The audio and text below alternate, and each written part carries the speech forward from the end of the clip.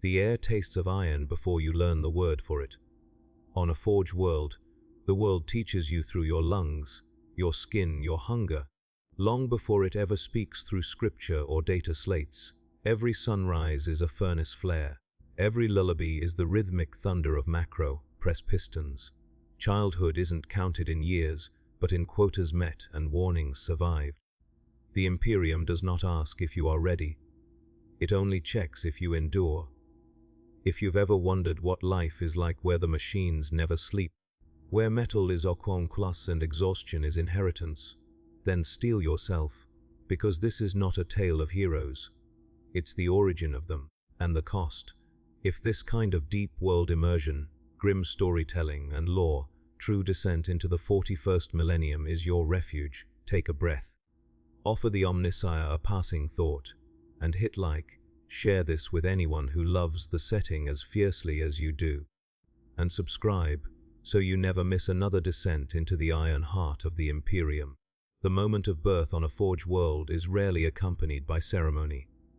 There is no silence for it, no audience, no pause in the roaring continuum of industry. The world does not acknowledge new life with stillness. It marks it with ignition.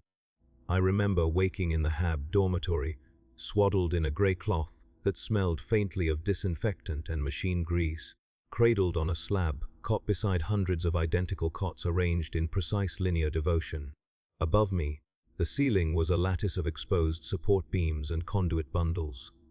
Through them, I could see a sliver of red, gold radiance, not sunlight, but the cycling glow of plasma reactors deep within the planet's crust. The glow pulsed like a mechanical heartbeat, steady and vast, the rhythm of a god that did not know my name. It painted everything in warm rust tones, a baptism of light that seared itself into memory long before language ever took shape. The air tasted metallic, sharp at the back of the throat, laced with iron particulates that drifted perpetually through recycled atmosphere. Even before comprehension, sensation ruled. Every breath was a lesson. Every inhale carried the faint sting of ozone, a whisper of electrical storms contained and domesticated by mankind's audacity. My lungs burned not from sickness, but initiation. My mother, or rather, the woman assigned to cot, line 17B during that cycle, leaned over me with eyes shadowed by fatigue and reverence. She did not speak a lullaby. She spoke a prayer fragment, lips barely moving, syllables half, lost beneath the clang of industry. I could not understand the words, but I understood the tone. Survival is sacred, but service is inevitable.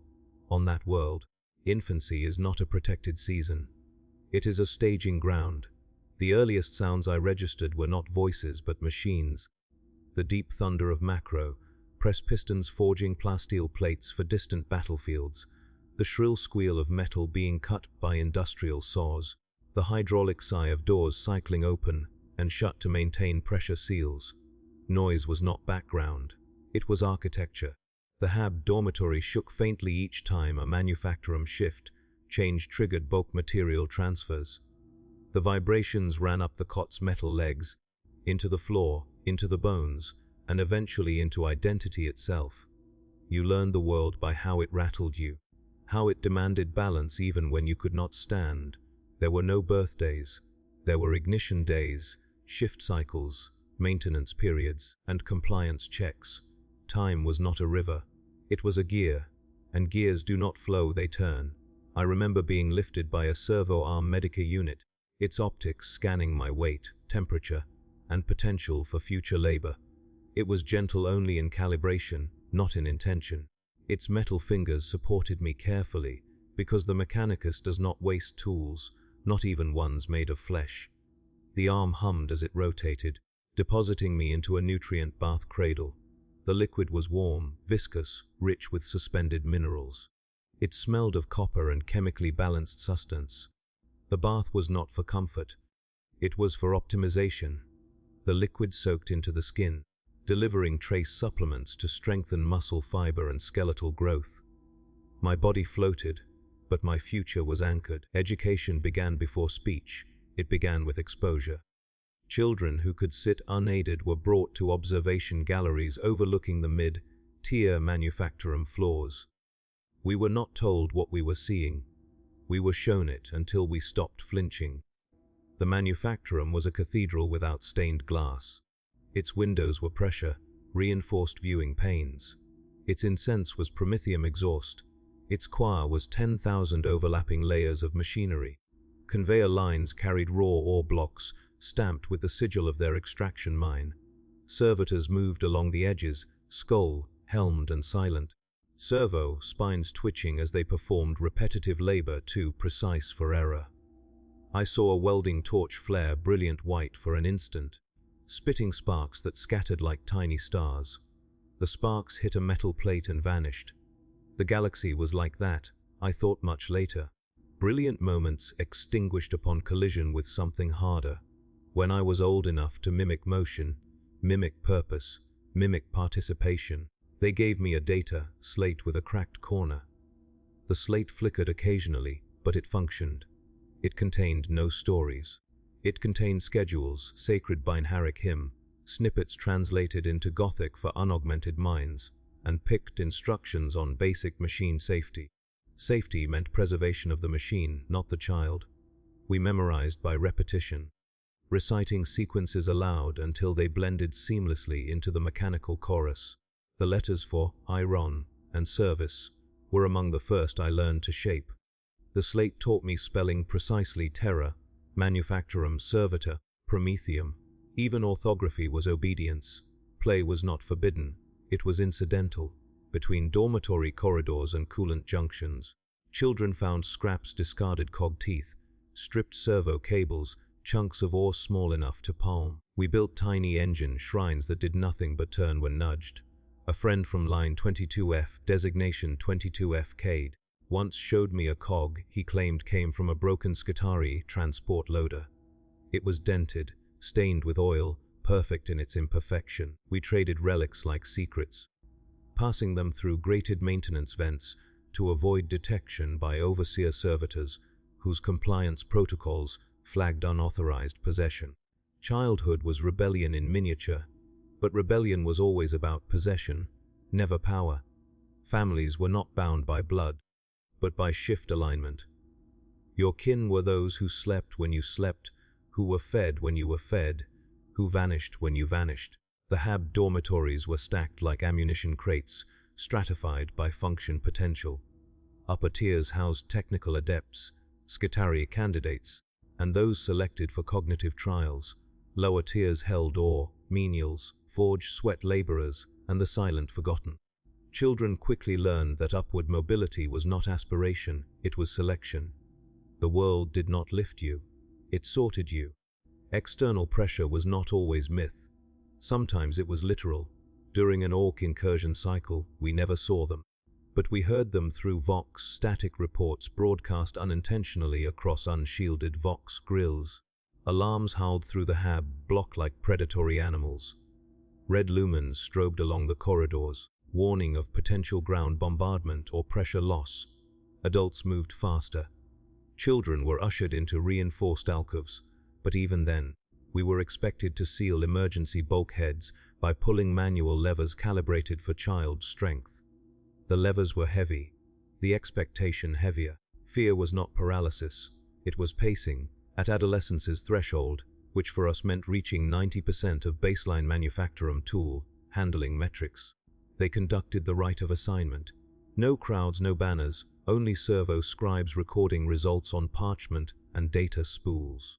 I was measured for reaction speed, endurance, cognitive compliance, and physical resilience to heat exposure. The servo scribe stamped my forearm with a temporary identification mark 17B Elias. Elias was not a personal name chosen by parents. It was a statistical inevitability pulled from designation lineage. I remember feeling the cold press of the stamp. Cold was rarer than heat on that world. It felt like judgment. But before judgment comes spark, and spark comes world. The manufactorum floors stretched farther than any horizon a child could imagine. Towers of chimneys exhaled perpetual smoke that coiled into the upper atmosphere like black prayers. The smell of promethium was omnipresent. Not oppressive but familiar, like the scent of rain to a world that remembers rain. The workers walked in lines so straight that deviations felt like heresy. Their boots clanged against metal flooring. Every clang was identity. Every identity was currency, and currency was expendable. The forge did not teach heroism, it taught cost. Cost for every bolt, every breath. Every heartbeat measured not in emotion but in output. Yet emotion grew anyway, like rust blooming on untreated steel. We did not speak of it. We swallowed it with iron, rich air, and promethium-tinged meals. Emotion was the secret pollutant the world could not scrub from the recyclers. I remember standing at the observation pane during a rare maintenance cycle pause. The reactors dimmed slightly for recalibration. The manufacturum quieted to a lower growl. In that softened red-gold glow, the world felt almost human, almost kind, almost listening. It wasn't. But on a forge world, you learn that listening is your job, not the world's. And the world's job is to burn bright enough that you never forget why you endure. They do not cradle children on a forge world. They weigh them. They do not sing to them. They time them. And they do not ask who you wish to become. Because destiny here is not written by desire, it is engraved by output. After the first spark comes the second truth. Colder than metal left in the shadow of a coolant tower, you are a number long before you are a person. In the upper hab, tiers of Metallica secundus.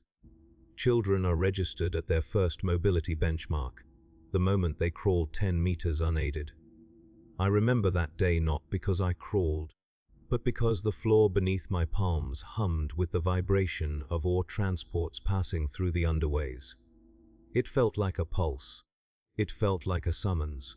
The Medica servo unit that logged my progress emitted a chime, thin and clean, slicing through the surrounding din. A servo scribe leaned over me, robes oiled at the hems, and keyed my designation into a data spool 17B alias 2. The suffix was not celebration, it was iteration. Versioning. On Terra, a child might inherit a name. Here, we inherit revisions. Dormitories are not homes, but holding arrays. Families form in clusters based on shift synchronization. My family unit was 17B, a corridor of bunks stacked 3 high, populated by workers assigned to the same production cycle. My father was not a father by blood. He was the man who returned to the bunk beside mine after 18-hour shifts in the ferrocrete poor lines, collapsing onto his cot in silence thick enough to drown dreams. I remember tracing the Imperial Aquila embossed on his ration card while he slept, memorizing its curves and wings, thinking it was a sigil of protection. Later, I learned it was a sigil of ownership. Meals are distributed through conveyor alcoves, where dispensers hiss with metered portions of nutrient paste mixed with iron supplements and trace promethium byproduct. Breakfast always carried the faintest sweetness of chemical flame, like honey remembered by someone who has never tasted honey. The paste was warm, thick, efficient. You ate quickly because dispensers timed consumption. Too slow and a buzzer sounded, too fast. And it simply logged a higher efficiency score. The paste coated your throat like a vow.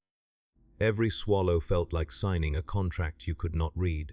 Childhood instruction comes through exposure chambers and training alcoves adjacent to minor manufacturum lines. We were taught to assemble stripped down cog mechanisms, reciting instructions aloud to drown out hesitation. The first mechanism I ever built was a simple rotary cog, loop designed to simulate torque alignment. It did nothing except turn. But it turned smoothly, and smoothness was worship. The machine priest overseeing the alcove did not praise me. He simply observed the rotation, nodded once, and marked my efficiency. One nod was worth more than 100 smiles on Metallica. You learn pacing through deprivation. When an external compliance tithe is demanded, usually after distant wars strain resources, dormitory heating is reduced by 12% to save promethium. The air grows sharper, nights grow harder, sleep becomes something you fight for. I remember lying awake listening to the Vox, grill static bleeding through reports of orc skirmishes on nearby agri belts. Not invasion, not proximity, just threat enough to keep children dutiful. The static crackled like a monster clearing its throat. Fear was education. Fear was the tutor we could not escape. Friends are not chosen, they are adjacent. Cade of line 22F, now 22F Cade 7, was my adjacent rebellion partner, the one who taught me that scraps could become shrines. We once found a stripped servo, cable still sparking faintly at one end, copper wires frayed like exposed nerves. We threaded it through a maintenance vent into a dormant cog, wheel assembly, and built a tiny engine idle that actually turned when the current kissed the cog teeth. We crouched in the vent's shadow, watching it spin, breath held, reverence trembling in our ribs. The spin was our secret heartbeat, until the overseer servitor detected the power fluctuation and shut down the junction for inspection. We scattered. The idol kept spinning for a moment after the lights cut. Even idols get afterglow here. Even idols get audited. Schooling is not theory. It is safety, compliance, mechanical doctrine, and memorization by echo. In the lecture arrays, the youngest adepts stand on grated platforms while mechadendrites project illuminated schematics into the steam, thick air. I remember the lesson on servitors most vividly. The projection showed their internal architecture, wetware brain core, emotion suppression, pain governor, servo-spinal tether. The instructor's voice was calm, modulated, almost kind. Almost.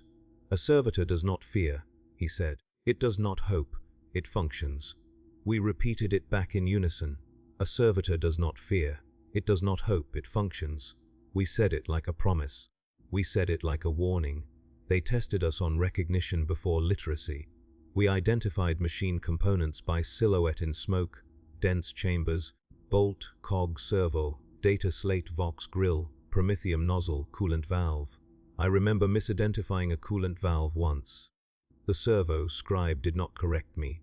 It simply dimmed the lights and let the silence grow. The silence was worse than reprimand. Silence meant inefficiency. Inefficiency meant replacement. When you grow old enough to stand for roll, call, you join the quota lines. We assembled in corridor queues, feet planted shoulder, width apart, because that was the stance of load bearing. Chronometers clicked overhead, servo, units logging attendance and latent productivity potential. The chronometers were loud enough to hear over the forges. That was intentional. The forge roared to remind you who you serve. The chronometers clicked to remind you what you owe. Sometimes external pressure comes as absence. During a Necron awakening scare, not sighting. Entire corridors were instructed to recite the canticle of ignition, while power was diverted to defensive void shields. We were not told what the void shields were defending against. We were simply shown the red lumen rising in intensity as power allocations shifted. Allocation is the galaxy's love language here. We spoke prayers louder. The lumen glowed brighter. Children whispered less. Obedience is quieter when the light is loud.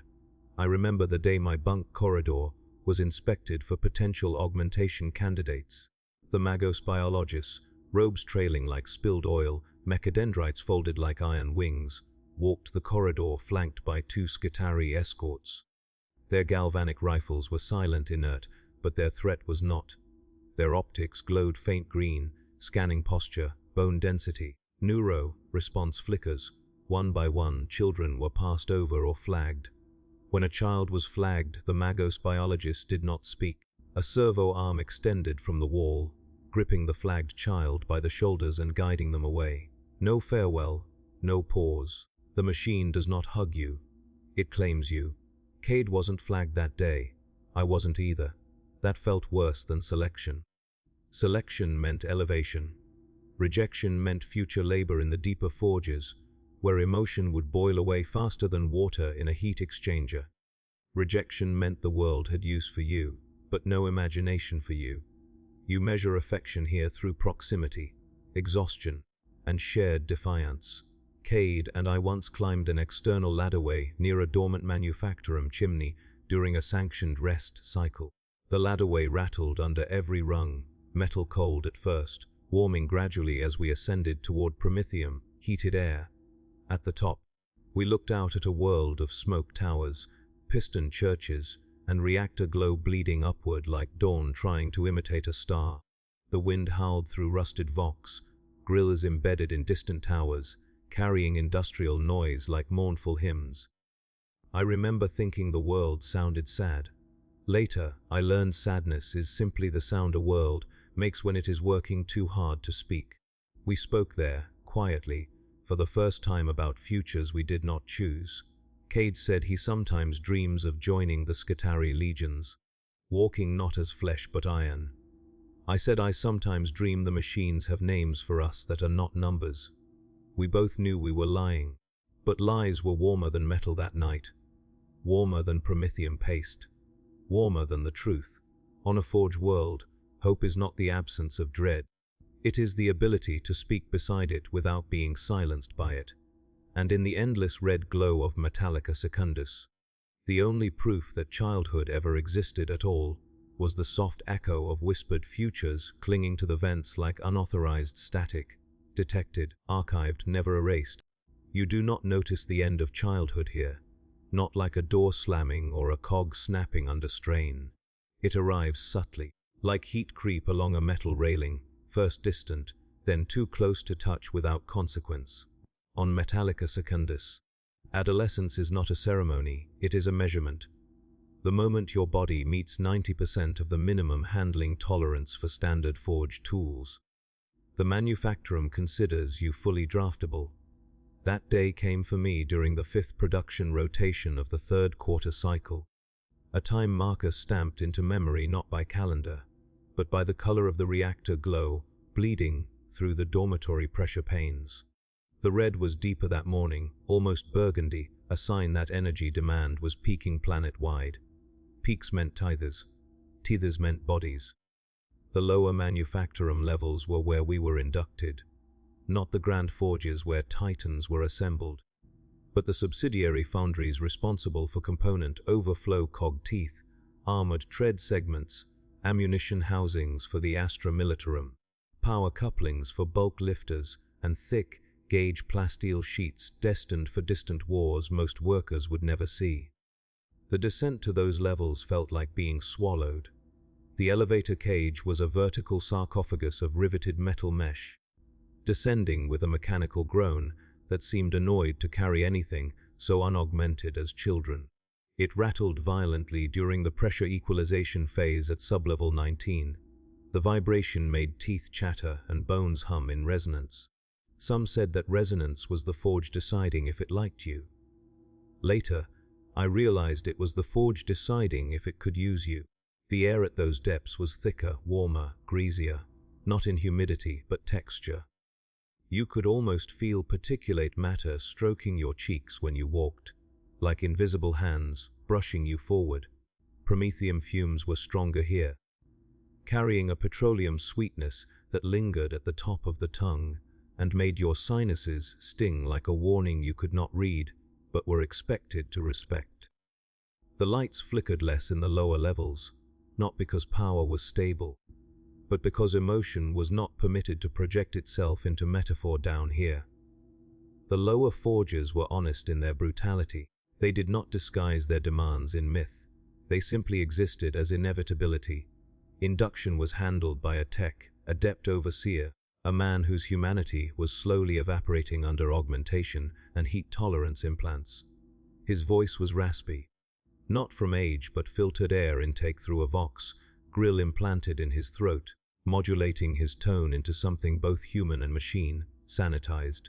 He did not shout. Forge levels are too loud for shouting to matter. Instead, he spoke directly into the ears of the nearest servitors, whose compliance protocols relayed his commands along the production floor. Servitors were the parents of order here. Servo arms were the hands that raised you. Conveyor belts were the paths you walked before you walked them. The machine does not raise its voice. It raises your quota. The first task they gave us was not complex. Complexity is for machines that have proven longevity. Children are not granted complexity. We were handed ferro wrenches calibrated to novice strength, each tool stamped with a micro, serial sigil representing its machine lineage and maintenance record. The wrench felt heavy because heaviness was the first test. The test was not whether you could lift it. but whether you could lift it without looking at the overseer for permission to struggle.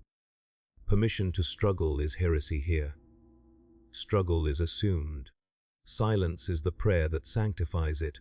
We learned quickly that error was not punished with pain, but disappearance. A boy from line 12C, Marek 3, once dropped a power coupling during alignment training. The clang of it hitting the grated floor was louder than the coupling should have allowed. For a moment, even the machines seemed to pause their rhythm in irritation. A servo scribe recorded the incident instantly, ink stylus scratching against parchment like a claw. The coupling sparked once, a tiny electrical cough. Then a servitor escorted Marek away. No reprimand, no lecture, only the soft click of a data spool sealing the record. Records are tombstones here. Pain fades, documentation persists. Not all vanishings were tragic. Some were aspirational disappearances, selection for augmentation or service in the Skitarii cohorts. When a child was chosen for the Skitarii, it was not done with speeches or grandiose declarations. The Mechanicus does not brag. It upgrades quietly. A Skitarii handler servitor would approach, optics flaring a sanctioned green, signifying approval for biological elevation. The child would rise, walk to the handler, and kneel. Kneeling was not humility. It was interface alignment. A Skitarii kneels to plug in, not pray. Praying is for flesh that fears replacement. Plugging in is for flesh that has accepted it. External pressure intensified as the galaxy's wars strained supply lines. During an Orc-Wog surge in the neighboring star systems, always distant, always threatening, production tide demands doubled. We knew this because dormitory heating dropped another 9% while forge heating rose by 14% to meet ammunition overflow quotas. The temperature in the hab blocks grew colder while the manufactorum levels glowed hotter, like the world was inhaling warmth from us and exhaling it into war. Children did not ask why. Asking why is how you become scrap. The social ecosystem was built on adjacency and rumor. Rumor is the unofficial oxygen of the lower tiers. We heard stories of Imperial guardsmen praying for shells forged by hands like ours. We heard that somewhere in the deep underways, rejected augmentation candidates were turned into prototype servitors for menial tasks. We heard that the Emperor's gaze might drift along the infrastructure like heat shimmer in a desert no one had ever seen, blessing or condemning at random. We did not know if the rumors were true, but truth is not required for obedience. Only fear is, and fear was plentiful. Work shifts ran in brutal symmetry: 18 hours labor, 4 hours nutrient intake and minor schooling, 2 hours sleep. If you were efficient, efficiency earned sleep not as a right, but a system courtesy. The dormitory beds were metal, unpadded, utilitarian. You slept on faith that your exhaustion had pleased the chronometers. Chronometers are the lullaby you eventually stop hearing because you eventually stop needing lullabies. The first time I burned myself, it was not dramatic. Drama is for viewers. Forge workers do not get viewers. I grazed my forearm against a heated plasteel edge during munitions housing alignment. The metal kissed my skin with instantaneous punishment, a thin line of seared flesh that hissed faintly as the wound cauterized itself. The pain was sharp, bright, personal. But personal pain is not special here. It is simply a production annotation. A servo medica skull floated over, scanned the wound, dispensed disinfectant mist, and logged the injury as non-critical because the limb remained functional. Functional limbs are gratitude enough for the forge. Cade, now 22F KD9 after 2 more rotation revisions, once asked me quietly during nutrient intake if I ever wished to leave the world, not upward into augmentation, but outward into the stars themselves. The question felt illegal, not because it defied doctrine, but because it defied classification. Stars are for generals, not workers. Workers get metal. Metal gets you. Stars don't need you.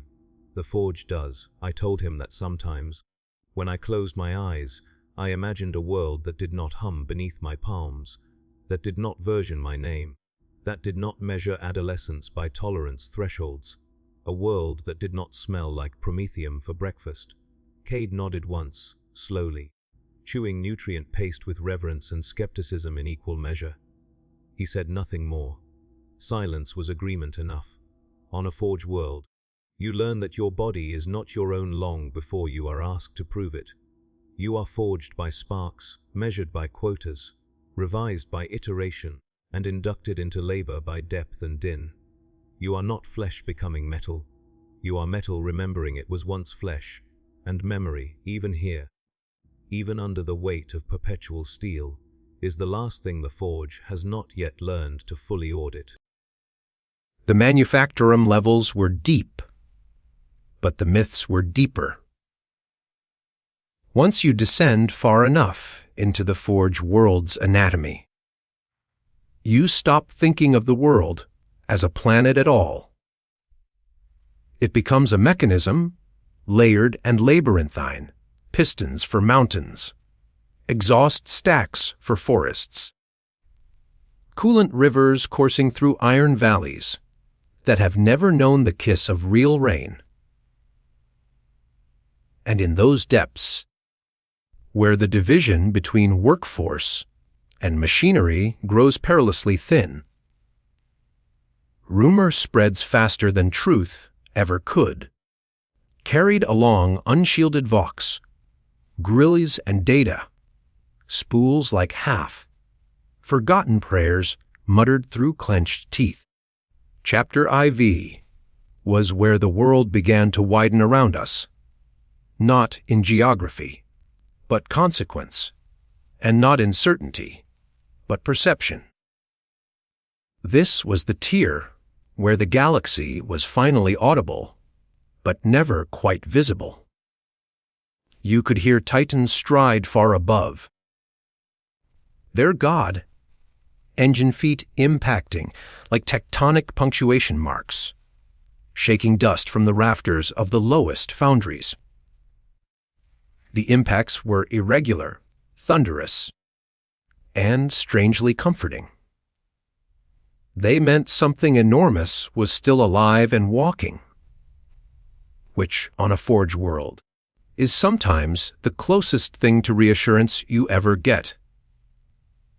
By the 7th quarter cycle, I was no longer a child in anything but reflex. The forge had claimed my hours, my body, my posture, and eventually my internal monologue. The dormitory heating was colder now, stripped to a temperature that left condensation forming frost along the inside of nutrient dispensers each morning. Frost was rarer than silence here, but silence was rarer still. And silence was what fell when the custodians arrived, or rather, when we believed they might.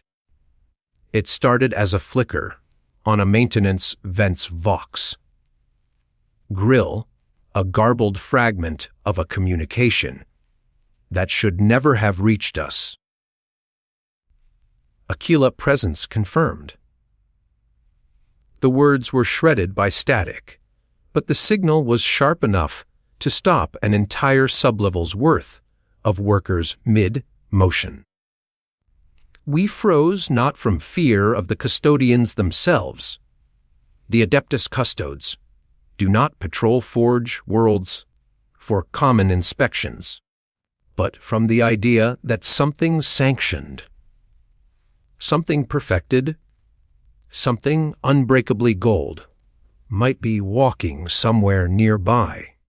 Gold is intimidating on a world baptized in rust. Of course, it was not a custodian at all. It was a reactor inspection drone whose Aquila. Marked casing had been misinterpreted by exhausted minds starving for symbolism. When you spend your entire youth spelling Imperial Aquila correctly by memory and devotion, you begin seeing it, even where it is not trying to be seen. The drone's hull bore the two, headed eagle, proud and immutable, but its intentions were administrative, not divine. Still, the incident spread like scripture. By the next nutrient cycle, whispers ran the corridor lines. Some swore they heard the golden footsteps echoing through the mid-forge galleries. Others claimed to have seen a silhouette of auramite armor reflected in a pressure pane during a reactor flare surge. I said nothing, but my mind began assembling images of perfection. Unbidden's a custodian's helm crest, glowing like a second sun, spear held downward in patient judgment, not raised, not swung, just present. Rumor has a way of forging its own gravity when truth is rationed. In those depths, perception bends, not because reality is fragile, but because the people observing it are. The forge had a way of intoxicating the senses. The scent of promethium, exhaust, changed subtly at different hours, like perfume notes evolving across a long night. The pistons. Rhythm would sometimes align into patterns that felt musical, almost lyrical. A pulse that made you believe the machines were speaking a language older than Gothic, older than binary, a language of repetition and reverence. The sound was not actually changing, but the brain was desperate to find a message in the noise. I once watched a line of servitors moving in synchronized procession, servo, spines humming, limbs precise, movements metered and exact. Their skull casings gleamed dully beneath the red lumens. They were not elegant, but they were faithful. Faithful is elegant enough for the forge. And in that moment, I remember wondering whether servitors ever hear rumors, or whether rumor is the last privilege of the unprocessed mind. External pressure came in waves that felt geological, even when they were bureaucratic. When the Astra Militarum suffered losses in the neighboring star systems, component quotas for ammunition housings and armored tread plating surged upward by 130%, which meant the lower manufactorum levels ran hotter for longer. Hotter for longer means the air feels heavier and your heartbeat begins, sounding mechanical to your own ears. The forge world does not slow for galactic tragedy. It accelerates for it. I remember standing on the graded platforms, aligning ammunition housings while the air shimmered with heat distortion, making distant silhouettes blur like half-remembered saints. In those distortions, children and workers alike began seeing impossible things. One night shift, a worker named Zo8D, Roan Levin designation stable for months, which meant something, whispered that he saw a man sitting on an engine throne, haloed in plasma light, eyes closed, skeletal and vast, not breathing, not speaking, but present. He said it like a confession. He said it like a prayer. I knew better than to assert the Emperor was physically present. The Emperor does not manifest in overflow foundries. But when exhaustion paints halos on lumen glow, even the educated can hallucinate devotion. Rumors of the Emperor's fragments, drifting through infrastructure, were common in sermons, but uncommon in how personally they felt down here. The Mechanicus priests, would sometimes speak of the Emperor, as though he were omnipresent in pressure, heat, and steel, a spiritual afterimage clinging to machine architecture like oil residue in a gear housing. But those sermons were metaphors for obedience, not facts of physics. Still, the metaphors seeped into the collective psyche, like coolant seep into cracked metal. When you spend enough nights kneeling beside a machine that does not know you, you begin feeling known by something that does not speak. In Chapter I of V, adjacency was the community. We traded unauthorized data, slates containing rumor logs, half-legible prayers, and blurry-picked captures of distant Titan strides or macro, press alignments that looked suspiciously symmetrical when blurred by heat shimmer. One picked capture showed a Titan's foot impacting a manufactorum stack in the far distance. The impact looked like a meteor colliding with a cathedral. The pict was old, degraded, and unstable, but its emotion was vivid. We passed it around like a relic, fingertips stained with oil, eyes reflecting reactor glow, minds widening just enough to feel small under something impossibly enormous. Cade, 22, F.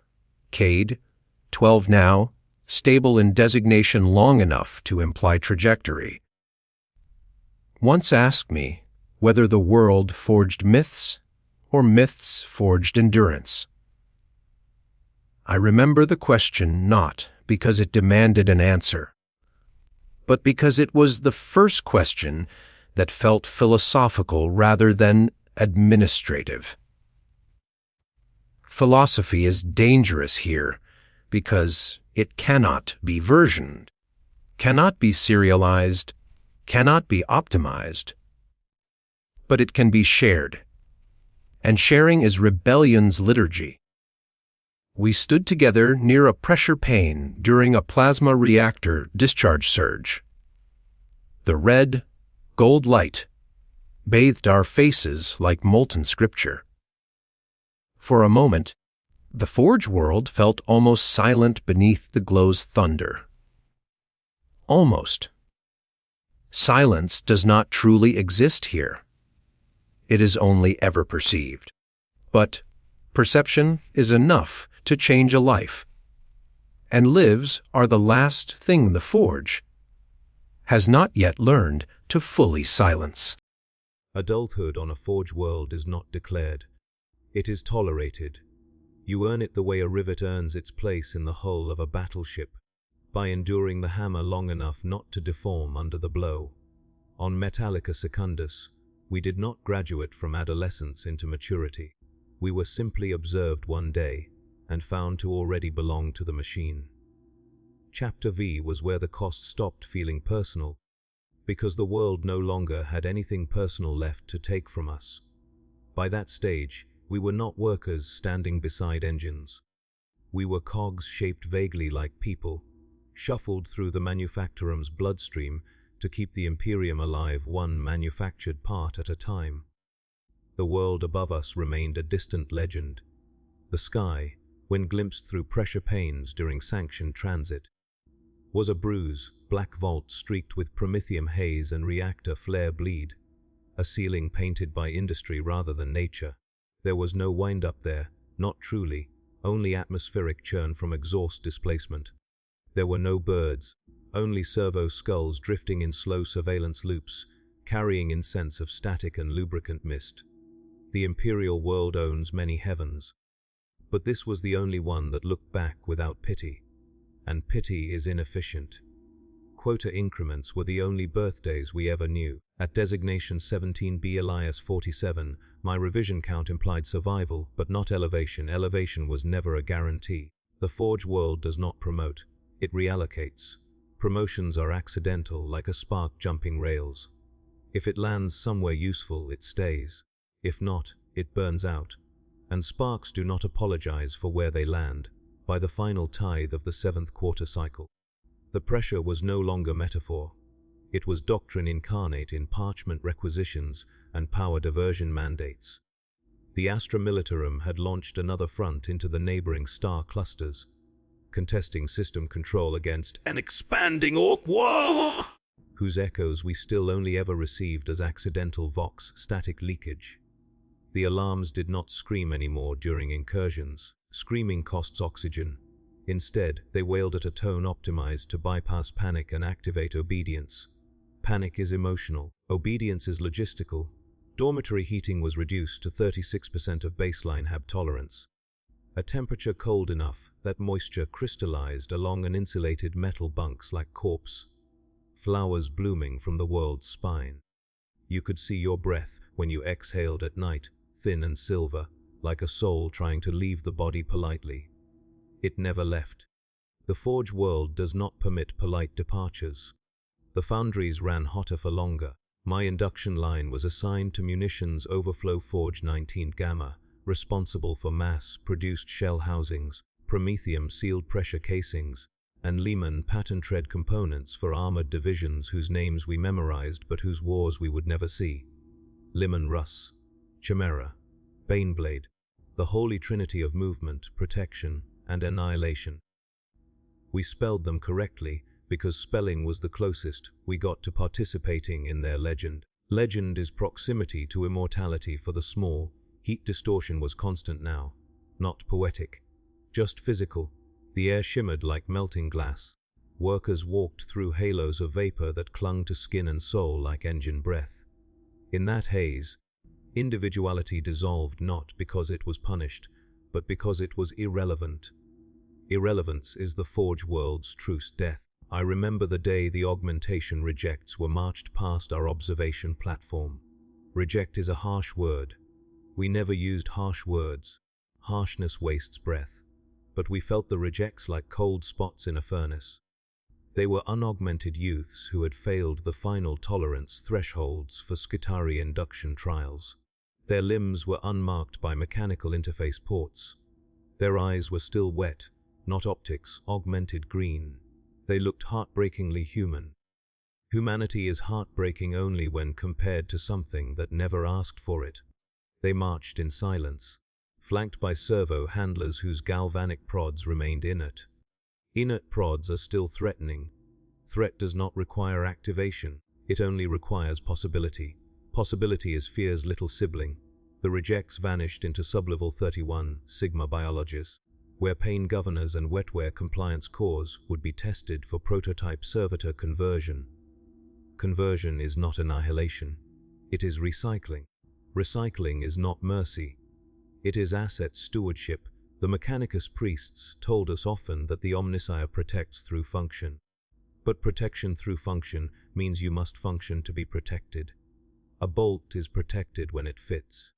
A person is protected when they stop needing protection at all. The galaxy is a machine, the sermon said, and the Emperor is its power source. Rumor, not fact. Sermon, not science. But rumor is truth's shadow, and shadows are long on worlds with reactor suns. The Emperor's nature was always framed as distant divinity or devotional uncertainty. No one down here would dare assert his direct presence or metaphysical oversight as fact. Fact is not for the devout. Fact is for cogitators. We were not cogitators. We were offerings. Even devotion had its quotas. Each dormitory cluster was assigned prayer cycles to maintain doctrinal compliance during sleep allotments.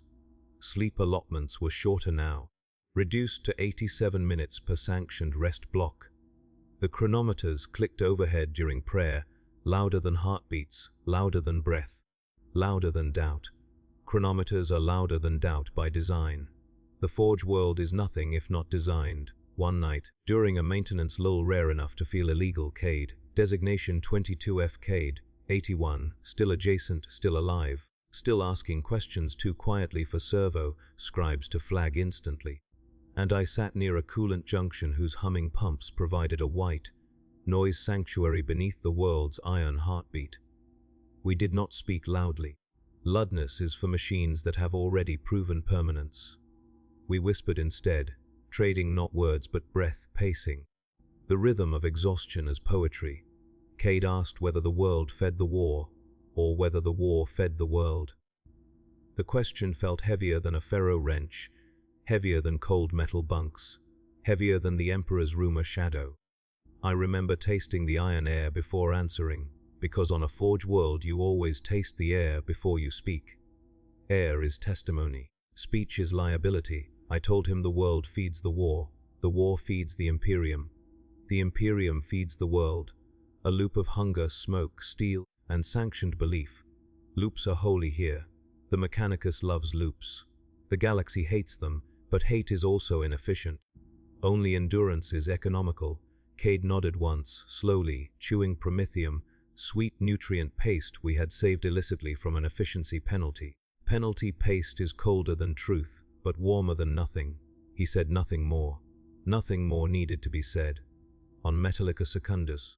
Silence is punctuation, not absence. The final production quota surge arrived not with screaming alarms, but with a dimming of personal future. Our foundry lines were tasked with producing 14 million shell housings within 2 standard days. Days are meaningless here unless converted into hours. Hours are meaningless unless converted into output.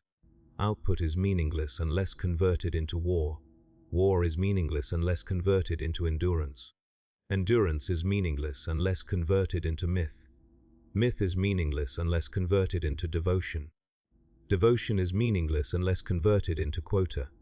Quota is the forge world's immortality engine. And immortality engines do not cradle children.